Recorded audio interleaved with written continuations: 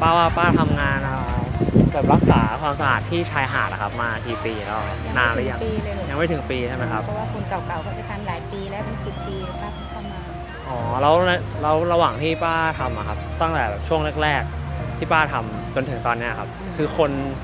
ยังแบบทิ้งขยะอยู่เยอะอยู่หรือเปล่าครับเพราะว่าเขามีโครงการเหมือนแบบรณรงค์แบบทำแบบห้ามทิ้งขยะอะไรอย่างเงี้ยครับก็มีเรื่อยๆแหละส่วนใหญ่แล้วขยะมันจะมาจากทะเลลูก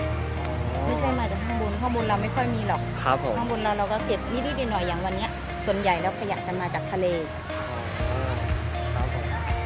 เพราะว่าเหมือนกับว่าเขาปล่อยน้ำลงแม่น้ำบางปะกงแล้วก็ปล่อยลงมาคือมันมาจากทางนู้นมากกว่าใช่แล้วแบบ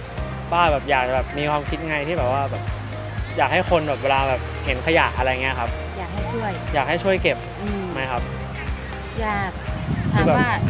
อยากให้น้องๆก็ช่วยรักษาความสะอาดไม่ก็อยากนะลุงเนาะครับช่วยกันคนละนิดคนละหน่อยก็ยังดีใช่ว่าเห็นปุ๊บทิ้งไว้เฮ้ยมีคนเก็บแล้วอะไรประมาณนี้เดี๋ยวก็มีคนมาเก็บไม่อยากให้คิดแบบนี้คือแบบเห็นปุ๊บก็เก็บเลยไม่ต้องแบบคิดอะไรเยอะแค่เห็นปุ๊บช่วยกันแค่อันเดียวอะไรอย่างงี้ใช่ไหมใช่ว่าอุ้ยมีเทศบาลเก็บปล่อยให้เทศบาลเก็บก็ได้ไม่เป็นไรอะไรประมาณนี้ส่วนใหญ่จะคิดอย่างเงี้ย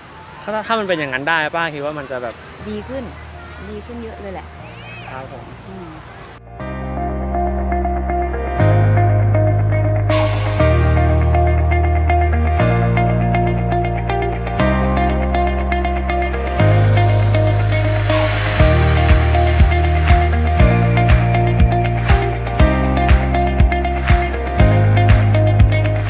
อยากให้ทุกคนที่มาเที่ยวบางแสนช่วยเก็บขยะอย่าลังเลใจค่ะช่วยกันรักษาความสะอาดบางแสนของเรานะคะ